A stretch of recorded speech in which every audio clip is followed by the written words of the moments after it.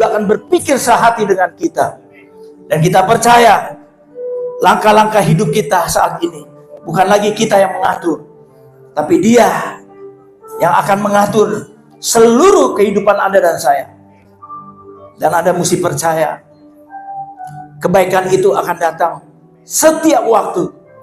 Kekuatan itu akan hadir di dalam hidupmu saat Anda lemah. Karena Dia tidak jauh daripada Anda dan saya. Dia selalu ada di dalam kita. Dan yang percaya sama-sama katakan amin. Amin. Silakan duduk. Ya, selamat siang. Happy Sunday. Saudara, izinkan saya nanya dulu nih. Yang sudah lama nggak menangis, ada nggak di sini? Yang sudah lama nggak nangis? Oh, rupanya tiap hari nangis ya. Ya. Yang masih sekali-sekali menangis melihat kesedihan anak kita, suami kita, istri kita, mungkin ada situasi tertentu membuat Anda terharu dan membuat Anda menangis, saudara. Saya kasih tema God cries, Tuhan menangis, saudara. Kenapa saya bikin tema seperti ini? Anda mesti memahami dulu. Karena sepanjang sejarah dari Bapak Gereja, dari penulis-penulis kitab suci, saudara, Tuhan itu digambarkan garang, saudara, seperti hakim. Kalau Anda salah, sepertinya Anda akan dihukum, saudara. Itu yang di mata kita nih, di pikiran kita selama ini. Makanya saya mau nanya kepada Anda dan saya, siapa yang sudah lama tidak menangis? Ya nggak usah jawab deh, mungkin malu, saudara. Tapi saya mau katakan kalau kepada Anda, kalau satu hari aja saya nggak menangis, sampai 1 minggu nggak nangis, saya pertanyakan diri saya, ada apa? Saudara, menangis itu bukan berarti kelemahan, saudara. Percaya sama saya, ketika Anda menangis, apalagi menangis bersama Tuhan, wow, ada kekuatan supranatural yang Anda akan terima dalam hidup ini, saudara. Mungkin Anda tidak bisa belum malam ini, tapi saya berdoa, menangislah bersama Tuhan, saudara. Karena Tuhanlah mau menangis dengan kita. Dia mau hadir di dalam hidup Anda dan saya. Dia mau hadir di dalam setiap kelemahan kita. Dan kekristenan itu tidak menyangkali kenyataan hidup ini. Bahwa kita bisa lemah, kita bisa sakit, kita bisa jatuh. Dan kita tidak manusia super, saudara. Saya berbagi di tempat ini karena saya tahu Anda mesti juga paham dengan saya sama-sama. Bahwa semakin katanya Anda mengenal Tuhan yang benar itu, semakin Anda tahu Tuhan dan mengenal Tuhan, sebenarnya Anda tidak tahu apa-apa. Semakin kita mengenal kasih-Nya yang dalam, kita semakin tahu bahwa kita ini super lemah dalam hidup ini. Terbalik dengan orang-orang agama. Ketika mereka ikut di dalam ritual, dalam segala sesuatu, mereka berpikir mereka kenal Tuhan. Tapi saya hari ini mau katakan, hidup kita 100% tergantung Tuhan. Oh, bagian kamu nggak ada. Oh, bagi kita hanya berdoa, datang sama Dia, susah. Kita ikuti arahan Dia. Kita bisa salah ketika kita dengar pendeta atau hamba Tuhan memberi nasihat kepada kita. Kita bisa salah. Mungkin kita bisa terima saat itu. Tapi kita percaya, saya percaya, hanya dengan suara Tuhan di dalam kita, Dia punya sejuta cara untuk menyelamatkan Anda dan saya. Ya, saudara, saya mau cerita dulu nih. Ketika satu hari saya baca, nonton YouTube, bukan YouTube sih, TikTok ya, yang panjang itu ya.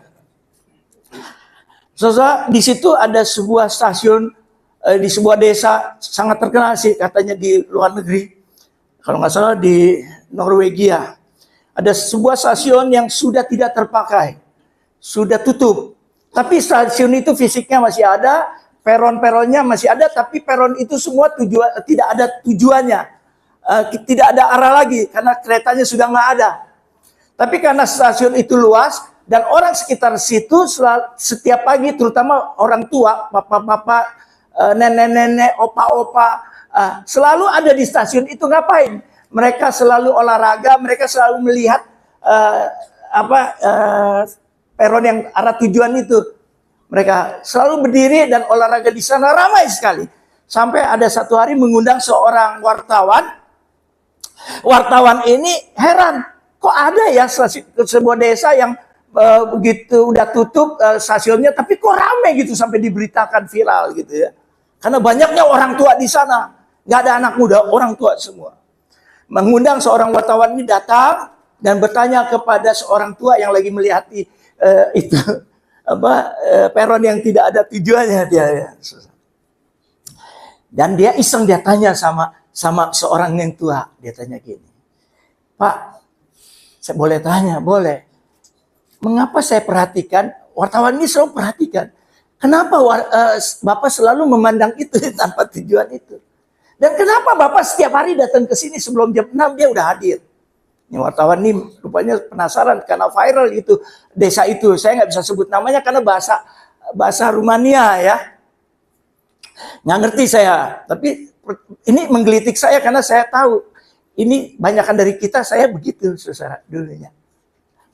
Ya, ditanya sama si wartawan, Pak, kenapa kok Bapak selalu memandang itu? Kok setiap hari datang sini? Ada apa? Nah, si Bapak jawab gini, kalau sampai saya tidak datang, kalau saya sampai tidak datang ke sini, saya nggak tahu lagi apakah di diri saya masih ada apa enggak. Di diri saya ini masih ada sesuatu apa enggak. Saudara, ini orang tua. Kalau kita tahu kita tuh orang tua, sampai di satu titik pun kita tahu, kita berhenti. Wah, kita mau kemana lagi? Apalagi yang gue mesti kerjakan nih. Ya, sampai hari ini banyak teman-teman saya, usia udah 70 tahun, kalau ketemu selalu berkata, kita bisnis apa ya? Bisnis apa ya? Susah. Ya, karena selalu dia pengen sesuatu, lakukan sesuatu. Kalau dia nggak datang, dia bilang, gue nggak tahu lagi ini apa yang gue mesti lakukan. Perhatikan ya, ini fokusnya kepada kita. Kita lakukan mau apa, mau ini semua kita. Perhatikan, ya ini agak pesannya agak berat. Nah, hal ini mengundang juga satu hari dia melihat ada seorang anak muda datang juga di samping si bapak itu. Dia datang dan dia melihat juga sama ke arah yang tidak ada tujuannya. Anak muda ini agak loyo lah, istilahnya lagi loyo. Kalau istilah letih lesu kata orang, ya lagi dia lihat. Nah si wartawan ini bingung kok ada anak muda nyelip gitu ya. Nah dia tanya lagi, kamu datang ke sini mau ngapain? Udah gitu berdiri ke situ mau ngapain melihat itu, udah nggak ada tujuan. Saudara, anak muda juga bisa loh melihat sesuatu dia nggak tahu tujuan lagi, betul nggak? Anak muda banyak, ya. Nah ditanyalah sama si wartawan ini, kenapa sih kamu ikut-ikutan di sini, kenapa berdiri gini? Apa maksud kamu gitu loh? Nah si anak muda itu jawab gini, kalau saya nggak datang ke sini juga saya nggak tahu apa lagi yang harus saya lakukan.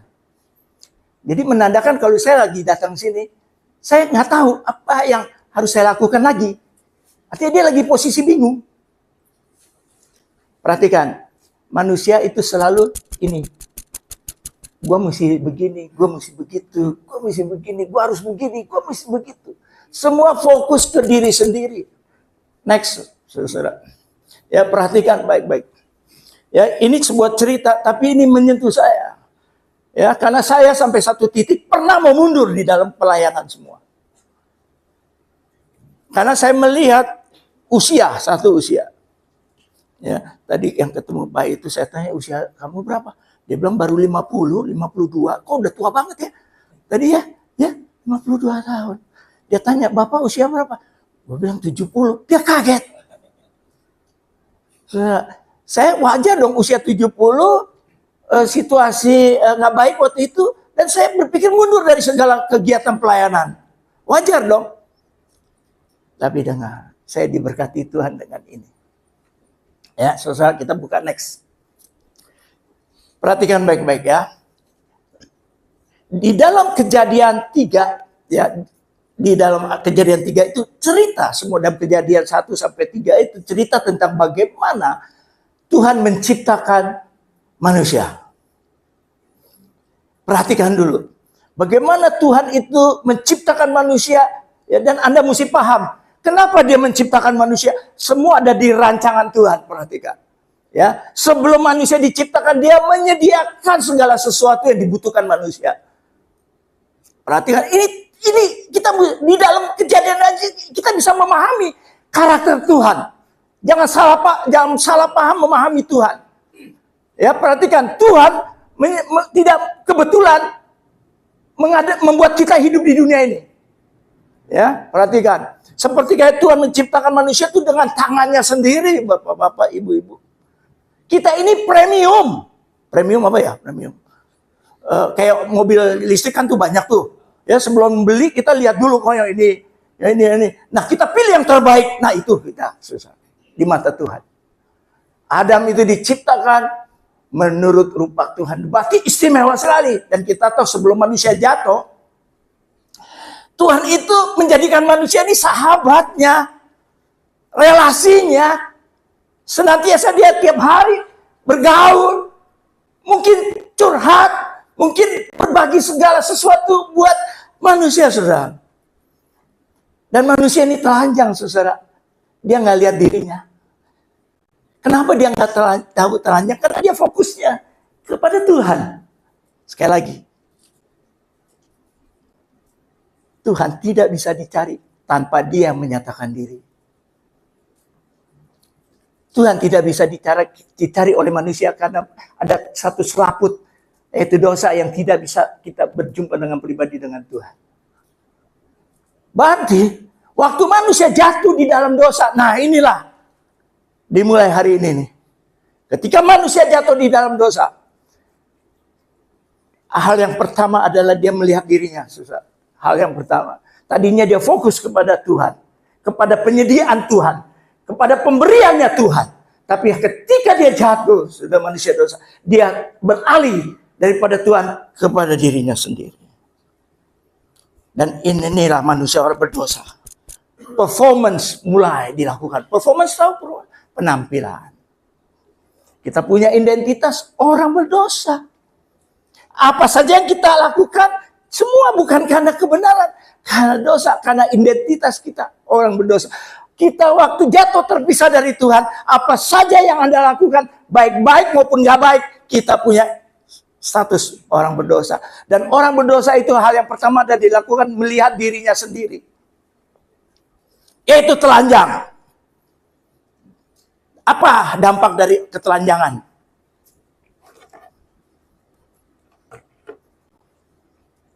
Nanti ya.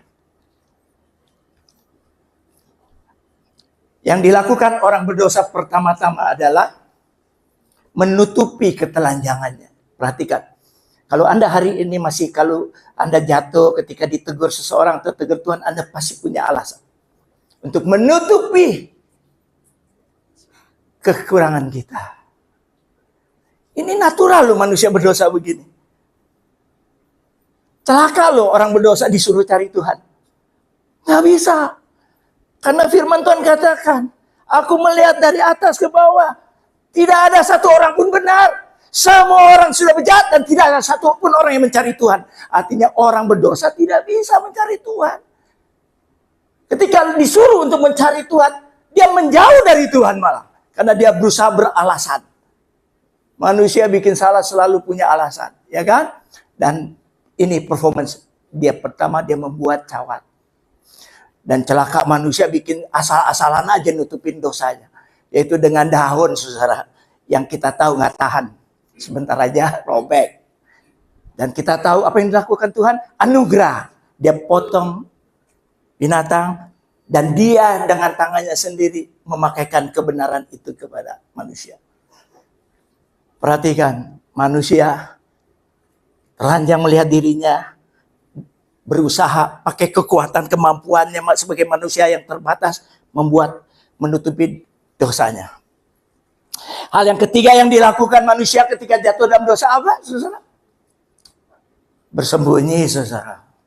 Dan dia katakan, di mana Adam? Dan dia katakan, aku sembunyi, aku takut. Perhatikan, kalau Anda mau memenangkan jiwa, jangan sekali takut-takut dia pakai firman Tuhan. Tidak akan didengar. Yang ada dia menjauh dari Tuhan. Karena dia takut dengar firman Tuhan. Saya berteman dengan teman-teman. Nggak pernah pakai firman. Saya hanya menyediakan diri saya. Saya hanya dengar kuping saya. Saya tidak menyatakan diri bahwa gue ini pendeta, hamba Tuhan. Nggak guna. Percaya saya, tidak ada guna. Itu sebabnya kami punya komunitas sampai hari ini juga di Full Gospel juga begitu. Yang saya lakukan hanya duduk, berteman, dan hadir buat mereka, saudara. Sampai mereka tahu sendiri, oh Pak Kiki ini hamba Tuhan kok beda ya hamba Tuhannya. Kenapa? Karena image hamba Tuhan itu benar semua. Suci, kudus, karena kita ditanamkan seperti itu. Padahal maaf aja, kita juga manusia biasa bro. Bisa sakit, bisa bokeh juga. Bisa cengeng juga. Makanya saya tanya, apakah Anda pernah menangis, saudara?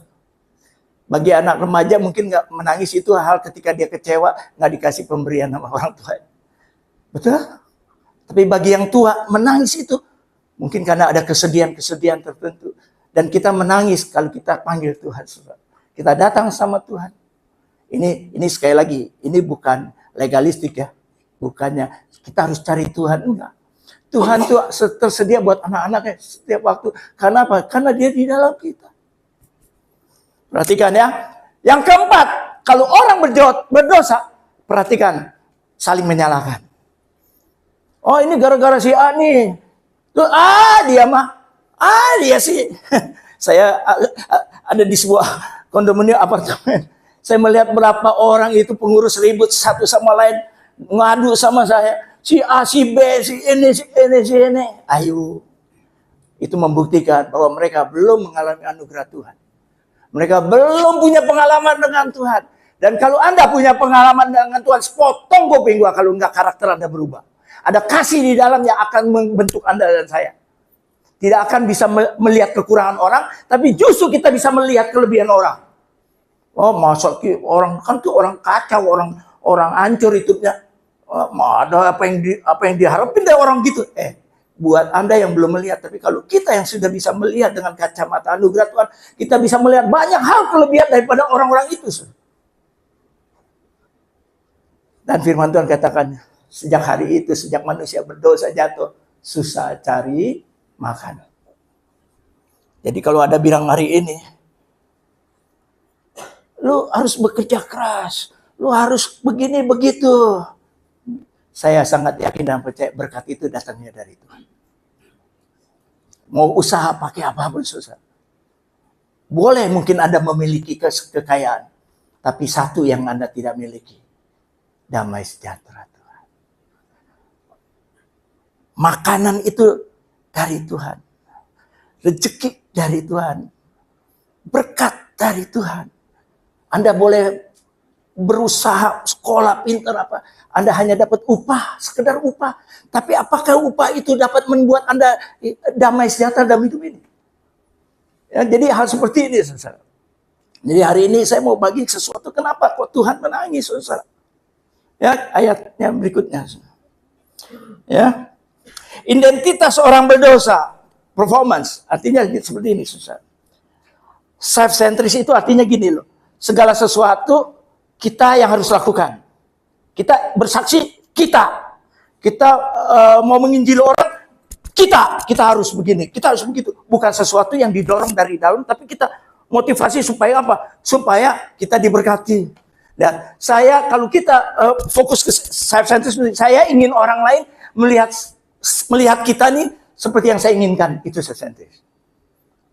Tampil sepertinya rohani banget, hebat banget. Itu tanpa kita sadari, itu kita sedang pakai usaha kita. Itu sebabnya ada promosi-promosi di media itu untuk menaikkan kita. Supaya kita dikenal orang, kita sesuai dengan keinginan kita. Itu namanya self-centris. Ini sering dilupakan nih anak-anak Tuhan nih. Ya, saya tidak menolak namanya ibadah, saya tidak menolak namanya puasa, saya tidak menolak namanya baca firman, berdoa. Saya tidak menolak. Tapi itu harus didasari oleh sesuatu, bukan motivasi dari kita, tapi sesuatu yang didorong dari dalam untuk siapa? Untuk bukan Tuhan. Sekali lagi bukan Tuhan. Anda tidak akan, Tuhan itu salah pahamnya gini. Mari kita cari Tuhan. Nggak bisa. Tuhan udah ada di dalam lu. Ingatin itu aja. kita layani Tuhan. Saudara, yang benar Tuhan melayani kita atau kita melayani Tuhan? Coba. Tapi saya mau katakan, melayani Tuhan itu ada melayani sesama kita. Berbagi hidup. Ini yang salah paham. Sehingga banyak orang capek melayani di gereja karena mereka udah layani bertahun-tahun, hidupnya nggak berubah. Mereka salah. Mereka sudah melayani, tapi lebih dahsyat daripada sekedar melayani berbagi hidup sesama itu. Ya. Ingin dikenal, ya bukankah kita semua ingin gitu, ingin dikenal, berkuasa, dan kaya raya. Kadang-kadang kita lupa loh, Tuhan gak bikin kita, menyuruh kita untuk menjadi kaya, dia bahkan melarang kita, jangan bercita-cita ingin menjadi orang kaya. Karena orang yang mengejar kekayaan akan banyak dicobai oleh keinginannya sendiri. Jadi sampai hari ini kalau saya dikasih kaya gimana Pak? Terima. Tapi bukan usaha saya.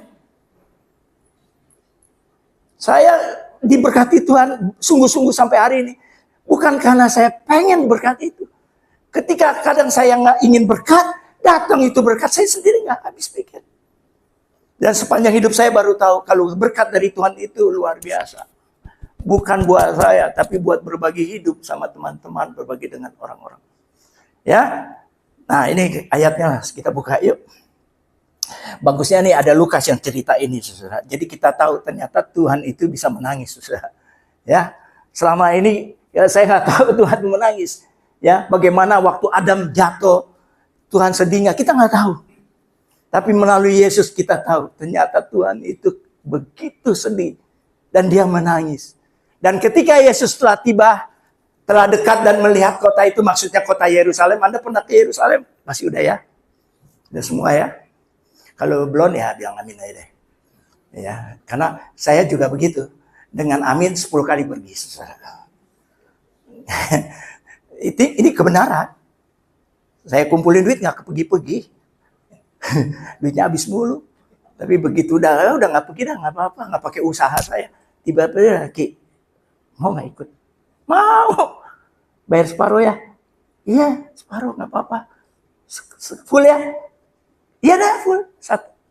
Gratis. Gara-gara 1 kali pergi bisa 10 kali. Ya, susah kita lihat. Yesus lagi mau masuk kota Yerusalem. Ya, dia bawa keledai. Kita tahu ceritanya ya. Dia naik keledai. Dan ketika berhenti di depan kota Yerusalem. Kalau ada ke Israel, Anda lihat dia berhenti di mana, itu ada sejarahnya. Dan Yesus menangis, saudara. Nggak bisa ya. Dan ketika Yesus telah dekat dan melihat kota itu, perhatikan, menangisnya. Ia menangisinya. Katanya, wahai, betapa baiknya jika pada hari ini juga engkau mengerti. Perhatikan, Yesus menangis. Ya. Dan dia kata, ada baiknya jika pada hari ini juga engkau mengerti apa yang perlu untuk damai sejahteramu. Dia menangisi kota Yerusalem. Bukan kotanya, kota yang diperebutkan oleh 3 bangsa, 3 agama besar di dunia, saudara. Yang berperang dari zaman dulu. Kalau sejarah saya tulis panjang, saya baca, saya coba rangkum berapa kali hancur, berapa kali perang, saudara. Kota Yerusalem yang disebut kota suci, saudara. Ya, tapi hari ini perang terus-terusan. Ya, dan Yesus itu menangisinya, dia memandang. Kemarin waktu sharing di satu tempat, ada seorang mantan perwira kesaksian, dia bilang gini, kita lagi membentuk tim doa, berdoa untuk bangsa Israel. Bagus ya, berdoa untuk bangsa Israel. Benar nggak ya? Orang Kristen kebanyakan kan dukung Israel, ya kan? Betul nggak sih? Apa gue salah? Ya anggap aja bener lah. Atau enggak juga lah, nggak apa-apa. Ya, saya tertegun. Loh, kenapa kamu hanya untuk orang Israel? Kenapa lu nggak berdoa juga untuk orang-orang yang berkorban jadi korban itu, ribuan orang? Kenapa nggak kita doa sama-sama untuk mendoakan semua supaya damai dunia ini? Dia hanya mendoakan satu pribadi damai karena kita disuruh berdoa untuk orang Israel katanya. Dia pakai ayat tuh. Kalau lu berkati orang saya, lu akan diberkati. Waduh, gua tergugah. Menangis untuk bangsa Israel semua. Saya rasa menangis untuk tetangga kita nggak pernah. Menangis untuk pembantu kita yang dianiaya majikan nggak pernah. Mungkin ya. Dan Yesus menangis damai sejahteramu, tetapi sekarang hal itu tersembunyi bagaimana? Saudara, ini Yesus tekankan, kalau saja, Yerusalem, kalau kamu tahu, ya, kalau kamu tahu nih kata dia, ya, yang kamu perlukan bukannya segala sifat-sifat yang agamawi, bukan. Yang dibutuhkan Tuhan adalah apa, saudara? Damai sejahteramu. Yang Anda butuhkan hari ini bukannya segala sesuatu, tapi damai sejahtera Tuhan. Yang Tuhan Yesus katakan, aku tinggalkan damai sejahtera aku buat kamu. Damai sejahtera Anda bukan Google. Apa sih arti damai sejahtera? Mudah sekali.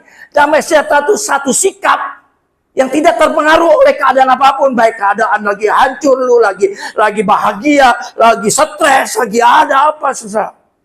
Maka saya izinkan setiap jemaat mengalami stres. Baru bisa tahu damai sejahtera itu seperti apa. Kalau belum stres, bahkan sebelum setengah gila, mungkin damai sejahtera yang Tuhan sediakan buat Anda dan saya tidak akan Anda terima ketika Anda hidup dalam agama. Lanjut. Sebab akan datang harinya bahwa musuhmu akan mengelilingi engkau dengan kubu, lalu mengepung engkau. Dia udah bisa melihat kota Yerusalem itu tahun 70 dihancurkan, dan mengingat engkau dan segala jurusan, dan mereka akan membinasakan engkau beserta dengan pendudukmu, dan pada tembokmu mereka tidak akan membiarkan satu batu pun tinggal terletak di atas batu yang lain, karena engkau tidak mengetahui saat bagaimana Allah melawan engkau. Saudara, kalau Anda baca sejarah, tidak ada batu di atas batu di kota Yerusalem. Artinya apa? Bisa memahaminya. Ternyata manusia itu serakah. Itu bait Allah itu terbuat dari emas dindingnya, dilapis emas. Jadi waktu dibakar, emasnya lumer ke batu-batu itu. Dan dikatakan Yesus sudah tahu, tidak ada batu satu di atas batu yang lain, karena dibawa oleh semua orang.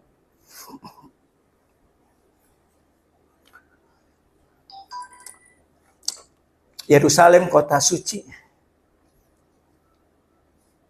Anda pernah ke Yerusalem? Saudara, itu agamawi, semua orang di sana gila-gilaan. Saya juga termasuk terbawa waktu itu. Maklumlah itu masih baru jadi orang Kristen. 2005. Orang nyelipin doa di atas batu, gue ikut-ikutan. Pakai iman. Saudara, kita doa, saudara ya, ikut doa pakai kipak. Udah gitu jalan mundur gue, diomelin gue. Gak boleh, mesti jalannya begini. So, begitu agamawinya orang sana. Begitu penampilan agamanya kuat banget. Topi yang seharga Innova, saudara, dia pakai daripada yang gak punya rumah, gak apa-apa, yang penting topi. Sikap agamawinya luar biasa. Mereka lebih suka penampilan, dihormati orang-orang di pasar, dihargai dengan ritual paling taat. Orang beragama adalah orang Israel. Dan sana diperebutkan sampai hari ini oleh 3 agama besar di dunia. Dan perang terus. Dan Tuhan tahu dia menangisinya kota Yerusalem. Lebih rohani dari Tuhan Yesus. Anda tahu tempat saya beribadah sama Tino sama Acan dulu awal. Kami beribadah terakhir setelah ngopi tutup, kami beribadah di sebuah gereja. Satu semboyan gereja itu yang menurut gua keren adalah apa? Menurut gua keren sekali. Dilarang sok rohani. Wih, hebat nih gereja. Dilarang sok rohani di sini. Karena yang datang adalah orang-orang yang beragama campur-campur. Dilarang sok rohani, dilarang sombong rohani. Pantesan motonya gereja di mana orang nggak suka gereja ya, baru gua ngerti loh. Gereja di mana orang nggak suka gereja? Karena kebanyakan orang kepahitan di gereja. Ya di sini enggak lah, gue jamin. Karena Pastor Bagus sama teman semua tahu satu visi kita. Nggak ada gunanya lu penampilan pendeta, gelar banyak, percuma. Membuat orang berdosa malah takut lari daripada kita. Sembunyi. Harusnya dia cerita, Ki, gue kemarin jatuh sama awewe. Ki, kemarin gue habis nilep di perusahaan. Karena dia tahu kita pendeta, dia nggak bakal ngomong. Betul lah. Kemarin gue berantem sama laki gue digampar. Nggak berani itu. Kemarin gue begini. Di dunia ini, jangan pakai itu pendeta. Di dunia kehidupan, hadir aja buat mereka. Lebih dari cukup. So, next, bro. Jika Tuhan Maha Tahu nih, saya sering kali ngomongin. Kalau Tuhan Maha Tahu, kok nangis ya? Kan tadi saya bilang, kita salah menerima gambaran Tuhan. Karena gereja itu selalu menekankan hidup kudus, hidup benar, ya nggak salah. Tapi dia bilang, kalau lu salah, habis lu. Kalau lu berdosa, habis lu. Kita ukurannya perbuatan kita. Padahal kita jangan lihat itu, kita lihat Tuhan Yesus bagaimana dia turun ke dunia, ngapain saudara? Dia mencari orang-orang yang berdosa. Kalau Anda tahu baca keturunan silsilah Yesus itu keluar dari mana?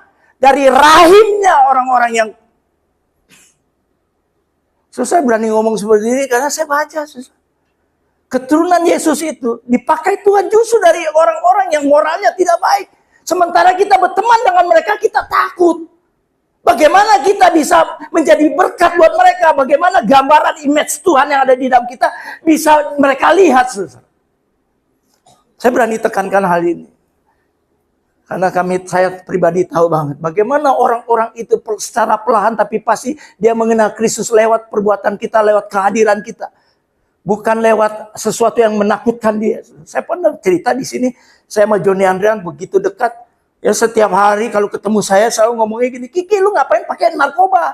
Ngapain narkoba? Ngomongannya benar, baik kok benar. Saya nggak bilang salah kalau nyerasetin orang jangan ngerokok ya. Tapi tanpa kasih lu menyampaikannya, lu tidak akan dapat itu pesan. Tidak menyadarkan saya. John, udahlah hari ini lu gue hidup gua. Duit gua, udah lu nggak usah kepo. Itu hancur gua hidup gua gara-gara hal itu. Karena gua menolak nasihat yang baik, tapi nggak sampai ke hati.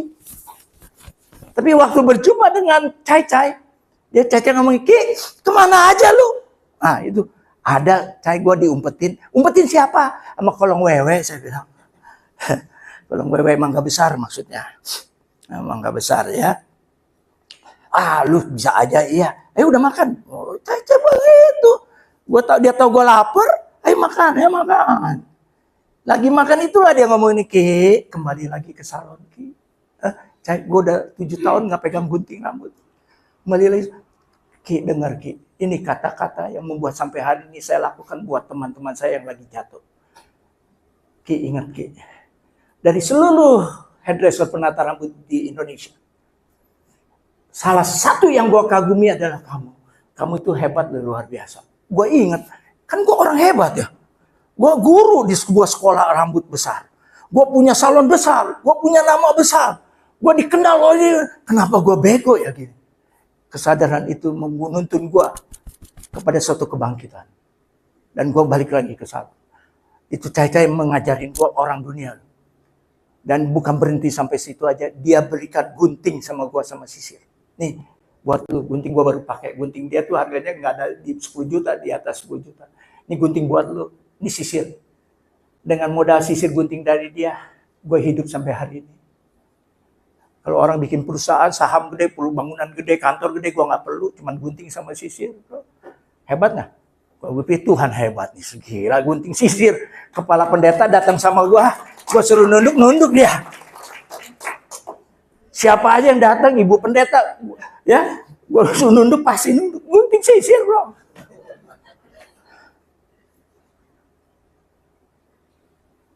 Kalau Tuhan menangis Maha tahu, kenapa dia menangis? Dengar ya, Tuhan menangis karena menyadari, perhatikan, menyadari dia sudah sampai di depan kota Yerusalem, dan dia menyadari manusia lebih butuh kehadiran, manusia lebih butuh kehadirannya daripada kekudusan. Anda mau punya suami yang baik banget, kudus banget, firman Tuhan tiap hari, tapi waktu Anda sakit, Anda butuhkan dia nggak ada. Anda butuh seorang anak, bapak, emak yang baik banget, tapi Anda butuh sekolah, butuh pendidikan, butuh dinasihati, butuh sesuatu diskusi. Padahal ibu bapaknya nggak ada. Anda lebih senang ada di tengah-tengah keluarga, ibu bapak, daripada kekudusan, kerohanian. Saya mau kasih tahu, istri gue rohani banget loh. Dan di hari ini sama besan gue jarak jauh. Karena gara-gara tiap hari kirimin firman. Nggak salah firman Tuhan ya, perhatikan. Tapi kalau bagikan ke yang tidak tepat, itu akan berdampak tidak baik. Istri gue sampai hari ini agak jauh dengan besan gue. Masa ada besan perempuan, kalau ada masalah nyari gue, bukan nyari bini gue. Ntar jatuh cinta sama gue ya nggak? Wah, boleh tuh. Saya tanya, kenapa? Anak gue ngadu. Ini si mami tiap hari ngirimin firman. Nggak salah, sekali lagi, jangan salah paham bahwa firman ya. Tapi iblis juga bisa pakai firman loh, untuk memecah, menghancurkan. Bagi firman, kesel dia. Yang perempuan ini kan dia belum bertumbuh, ya kan? Orang di Malang, ya. Berantem anak sama mantu. Tuh mama lu gitu, wah, mama anak saya tanya mamanya lu. Wah, marahin sama anak saya. Terus istri saya nangis, sama saya ngomong, ya lu juga sih iseng-iseng begitu. Firman, maaf ya, firman itu bukan buat orang. Buat siapa? Buat kamu. Betul nggak Pak ya? Waktu saya berpikir, ini si Aca, Tino butuh firman, saya kasih. Tapi bukan buat semua orang. Firman dianggap ece-ece itu, sembarangan dibagi. Tuhan menangis karena menyadari bahwa manusia lebih butuh kehadirannya, kehadiran dia daripada kekudusan. Lanjut. Yang kedua, justru Tuhan menemukan betapa rapuhnya. Ini kita nih yang sok, sampai hari ini sok tahu, sok pinter, sok bisa, sok semuanya. Nih, gua bisa nih, gua nih. Berapa banyak hamba Tuhan mau berani ngomong seperti ini. Nih, gue nih siapa nih? Gue gak ada apa-apanya nih, isi mereka. Sekolah juga gak ada misalnya. Kok dapat ini, dapat itu. Itu bukan karena kita. Itu semua karena belas kasihan Tuhan sama Anda dan saya. Perhatikan. Tidak ada bagian kita. Kalau bagian kita, itu bukan Tuhan. Itu karena kita berhak mendapatkan upah. Upah doang. Gaji, kalau orang kerja istilahnya. Bahkan kalau lu berdoa masuk ke ruang kamar yang kunci pintu, berdua dengan Tuhan, kalau udah masalah. Kalau Anda ingin dipuji, ingin dikenal, Tuhan bilang lu udah terima tuh balasannya. Jadi mau pilih mana? Mau nih gua lakukan ini? Tuhan bilang lu udah terima tuh. Tapi kalau kita masuk ke dalam kamar, berdua dengan Tuhan. Itu yang Tuhan mau. Saya berdoa di tempat ini seperti itu. Supaya apa? Supaya jiwa-jiwa di dunia itu bisa melihat Kristus dalam diri Anda dan saya. Ada gambaran Tuhan yang jelas di dalam diri kita. Sempurna nggak kita? Kita isi mereka, kita belum sempurna. Kita nggak bisa cari jiwa, nggak bisa. Tapi Tuhan bisa tahu kerinduan kita. Dia kirimkan jiwa. Bukan kita yang nyari, tapi Tuhan kirimkan jiwa. Dia mau melatih Anda dan saya. Justru Tuhan menemukan betapa rapuhnya manusia. Dan justru dia menyukai kerapuhan Anda dan saya. Aneh loh. Kalau kita di gereja, lu rapuh jatuh bangun. Ini orang bocah ini. Ini udah mampus aja lu. Kayak setan ngomong gitu kan. Kalau kita udah no hope, nggak ada pengharapan, bunuh diri aja. Tapi aneh. Justru Tuhan menemukan saya ketika saya sudah tidak ingin hidup lagi, memilih mati. Aneh kan? Justru Tuhan menyadari betapa rapuhnya Anda dan saya. Dan dia menyukainya. Jadi satu hal, lanjut bro. Tuhan tidak datang untuk stop air mata kita. Perhatikan ya.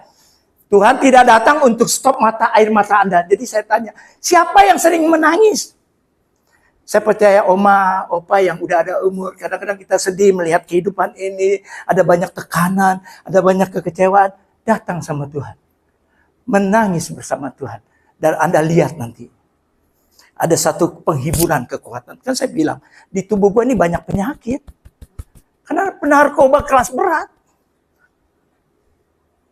Tapi coba perhatikan. Sepanjang hidup gue sejak mengenal Tuhan sampai hari ini. Maaf ya. Ya amit-amit ya. Gue gak pernah ke rumah sakit bro. Sakitnya hilang gak? Enggak tuh masih ada. Diabetes ada. Darah tinggi tetap ada. Apalagi? Hepatitis apa? Tapi istri gue terakhir baru ngomong gini. Karena dibandingin dengan papanya. Papa saya kan 94. Papa mertua. Ternyata bukan cuma si papa ya hebatnya. Kamu juga hebat ya. Dia baru lihat pak. Kenapa? Karena dia sering ke rumah sakit. Yang jaga makan, jaga sehat, jaga ini nggak boleh, ini boleh, ini boleh. Malah ke rumah sakit. Dan saya diberkati sama kesaksian Billy Lantang bro. Dia kan seorang trainer. Badannya tentara polisi cari dia. Billy Lantang. Gue nangis tuh denger dia kesaksian. Padahal gue cuma denger di YouTube. Wah, tapi satu hari didapati dia ada sakit kanker apa tuh? Darah ya? Apa? Darah. Stadium 4. Dan dia kecewa sama Tuhan. Apa yang Tuhan ngomong sama dia? Dia yang bersaksi. Dia bilang, usaha manusia, olahraga apa, hanya menyehatkan jasmani. Tapi sakit penyakit itu izinnya Tuhan. Gue nangis. Kenapa? Karena hari ini gue sehat. Walaupun gue punya kelemahan banyak. Tapi gue tahu kenapa gue sehat. Karena gue fokus sama dia. Saya fokus sama anugerah Tuhan. Tuhan punya kemampuan untuk mengubah sesuatu menjadi baik buat saya. Dia datang untuk belajar bagaimana menangis dengan kita. Sampai Tuhan dan kita ingat bagaimana mencintai dia dan sesama ciptaannya. Kita ini sering gak lihat ini. Karena kita fokus sama diri kita. Kita gak bisa lihat pasangan kita. Kita hanya melihat kekurangannya, kelemahannya. Bagaimana kita bisa mengubah mereka? Tidak bisa. Fokus sama Tuhan. Dan kita ingat bagaimana mencintai dia dan sesama. Waktu saya ngerti ini, saudara, sikap saya berubah sama pasangan saya. Dan saya bersyukur Tuhan taruh pasangan saya yang berbeda dengan saya. Kalau saya ajak Tuhan kasih yang sama saya, senangnya sama, semuanya sama, nggak jadi hari ini saya. Nggak jadi hari saya bisa mengenal dalamnya Tuhan kasihnya sama saya. Istri saya, akhirnya saya bisa menerima semua kekurangan kelemahannya. Bersyukur kirimin istri yang super bawah. Membuat gue jadi mengerti. Next. Minggu ini. Jangan lagi doa minta kuatkan kami dong Tuhan, kuatkan saya. Oh, lupakan. Itu minta lu lakukan sesuatu supaya bisa. Dia sudah di dalam. Dia yang memberi kita kekuatan. Otomatis. Kalau Anda datang sama dia, ada kekuatan yang mengalir tanpa Anda sadari. Minta Tuhan merasakan Anda. Tuhan, saya banyak kelemahan, banyak kekurangan. Tapi satu Tuhan, pakai saya untuk jadi alatmu, jadi saksi. Kedua, duduk dengan seseorang yang menangis. Kita ini kadang hamba Tuhan suka didatangi oleh pasangan atau siapa. So pintar kita nasihatin dia. Lu mesti begini, lu mesti begitu. Bahkan ada pendeta ngomong gini, lu masih ada dosa sih. Gila itu. ketemu orang, kamu masih ada dosa, makanya Tuhan gak berkati kamu. Makanya Tuhan bikin keluarga lu berantakan. Kamu ada dosa. Bunuh diri orang bisa. Cuman gua gak cerita di sini. Ada pendeta yang cerita, ini pendeta gua kenal teman baik. Ya gua ngomong dah, Samuel Sila. Bagaimana jemaat meninggal bukan karena dia, tapi karena seorang pendeta mengatakan bahwa lu masih banyak dosa. Ayo. Bukan diingetin bahwa Tuhan menyertai lu, mengasihi lu, berkorban lu, mati buat kamu. Ayo jalan bersama dia. Duduk dengan seseorang yang menangis. Dia gak butuh nasihat. Orang-orang lagi hancur gak butuh nasihat. Apalagi sini kan. Jangan sok kepo.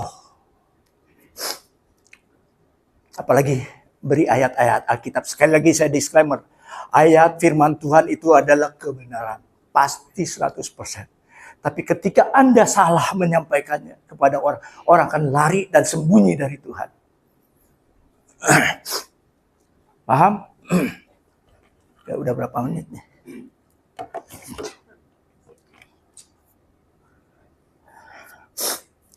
Kesimpulan.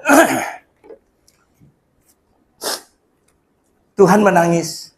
Pertama, dikarenakan kasih-Nya yang begitu dalam pada mereka yang hidup dalam roh agamawi. Kekristenan, sekali lagi, bukan sebuah agama. Kalau Anda memahami, agama itu adalah penampilan diri sendiri, memakai usaha sendiri. Itu yang nggak disukai Tuhan. Dan percaya nggak, Tuhan pernah paling marah tuh sama orang-orang kayak gini. Iya lu tampangnya keren, penampilan lu keren. Tapi tahu nggak isinya? Kayak kuburan. Luarnya rapi, dalamnya busuk. Pendeta besar, dalamnya kepo. Apa? Lebih baik tampillah apa adanya di hadapan orang. Ini sih pengalaman ya. Ya saya berkata ini pengalaman. Supaya Anda bisa melihat juga. Yang Tuhan rindukan adalah kita berbagi hidup sama sesama. Ya kan? Agama tidak akan menyelamatkan. Perhatikan. Ada beberapa denominasi lebih mementingkan ritual. Seperti orang-orang di Yerusalem. Itu situasi kalau Anda ke Yerusalem, roh agamawinya kuat. Saya pun terpengaruh awalnya. Orang bego kayak gue. Masa sampai di Israel aspal gue cium, kan bego. Yang bawa gue ke sono kan Tuhan. Masa gue cium tanah Israel, ayo. Agama tidak akan menyelamatkan sekalipun lu mengaku agama Kristen. Seseorang Anda boleh sekolah S1, S2, S3. Tanpa pengalaman dengan Tuhan, itu Anda menjadi orang agamawi. Orang agama itu selalu melihat kekurangan orang. Selalu melihat dirinya. Selalu berusaha untuk mendekat dengan Tuhan dengan aturan-aturannya. Tapi kekristenan tidak ada hukum agama. Kekristenan tidak ada hukumnya. Cuma satu hukumnya. Kasih. Nggak ada diperdebatkan. Oleh agama lain kan banyak hukum.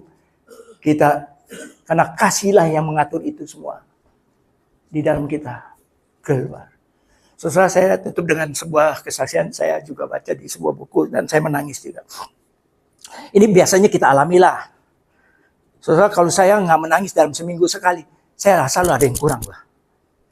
Tapi begitu saya menangis di hadapan Tuhan, menangis, susah keluar dari kamar segar, susah. Tapi saya nggak menangis depan istri, yang nggak pernah. Nanti dibilang cengeng, bisa salah paham. Gua kalau menangis, gua kunci kamar, gua masuk kamar mandi, gua bisa teriak, nangis. Ingusan, nggak peduli. Sekali guyur aja udah. Ya. Ada sebuah cerita, seorang suami yang mengasihi istrinya, dia punya anak satu, umur usia 6 tahun, 7 tahun, 6 tahun, 7 tahun. Seorang putri, ya, tiba-tiba istrinya kena kanker. Waktu divonis kanker, suaminya melayani. Dari dia sakit selama 7 bulan dan akhirnya istrinya dipanggil Tuhan. Dia kehilangan, dia sedih. Waktu habis penguburan, dia ajak anaknya pulang ke kampung. Masuk ke rumah neneknya. Ya. Di pesawat, mereka naik pesawat. Dan di pesawat itu anaknya, karena anak kecil, dia lihat di pesawat itu ada awan-awan. Anak itu ngomong gini, Daddy, kita kan seneng ya kalau tiba-tiba mami bisa call kita ya, katanya. Karena menurut anak kecil itu surga di atas. Ada langit-langit. Dia bilang sama papinya, Dad, seneng ya kalau misalnya mami bisa telepon kita. Polos anak kecil. Tapi si papa itu diam aja. Kaku. Dia nggak respon. 2 kali tuh anak ngomong gitu, nggak direspon papanya. 3 kali dia juga nggak respon papanya. Tapi ada seorang nenek-nenek di sebelahnya ngomong gini. Hani, katanya ke anak kecil itu. Hani, kamu juga mesti tahu papa kamu tuh luka. Dia juga sedih. Jadi udah gimana nggak sedih ya, seorang suami ngurusin istri udah capek. 7 bulan nemani. Ada banyak kecewa, ada banyak luka, ada banyak kecewa. Susah. Jadi si nenek itu bilang cucunya, Hani, tenang saja, papa kamu juga sayang sama mama kamu, sayang sama kamu. Katanya. Ya, dia sedang luka. Dengar suara seperti itu aja, saudara. Si papa nangis. Nangis ya. Karena seorang nenek Tuhan pakai untuk mengingatkan bahwa kita ini semua orang rapuh, tahu rapuh? Hancur hati, keras hati. Kalau keras hati kan gak bakal nangis, betul? Itu bahaya tuh orang keras hati. Lebih bahaya dari orang yang sorohani. Rapuh, kita semua. Tuhan tahu kita lelah, capek. Apalagi kondisi kayak gini, duit lagi pada susah ya gak? Gereja nggak mau ngaku sih, nggak apa-apa. Memang benar, nyatanya Pak ya. Kita lagi pada susah semua. Semua bisnis kena. Kecuali tukang gunting. Karena kan mesti gunting rambut juga, ya nggak? Bukan promosi ya. Anda mau datang tempat saya juga belum tentu saya terima. Bukan sombong, bukan. Karena saya lebih banyak sibuk waktu untuk hal-hal yang itu saya yang ngatur kerjaan gitu ya. Saya nggak mau kalau lagi gunting satu orang, datang lagi, saya nggak bisa. Saya harus konsen, karena saya harus jadi saksi, jadi berkat buat tamu. Itu kenapa saya selalu gitu. Dan ketika dijemput sampai di airport, dijemputlah sama adiknya yang perempuan. Dan dia cerita sama adiknya. Dek, tahu nggak tadi ada seorang nenek-nenek bicara kepada saya. Dan membuat saya menangis. Adiknya heran, selama ini abangnya udah ditinggal keras, gak bisa lagi menangis. Karena udah capek. Yang ada kemarahan. Percaya gak kalau kita lagi kecewa, lagi capek, yang ada kita marah loh.